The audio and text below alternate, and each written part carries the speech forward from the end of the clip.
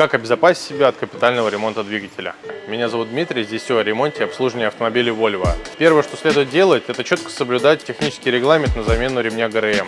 Он составляет 6 лет, либо 120 тысяч километров. Второе, следует проверять на наличие течи сальников распредвала, сальники коленвала, так как масло, попадая на ремень, может его разрушать. Третьим пунктом следует обращать внимание на посторонние шумы в подкапотном пространстве, ведь порванный ремень ГРМ может привести к очень печальным последствиям, таких как капитальный ремонт двигателя. Подписывайтесь на наш канал, записывайтесь к нам на ремонт и обслуживание автомобилей Volvo.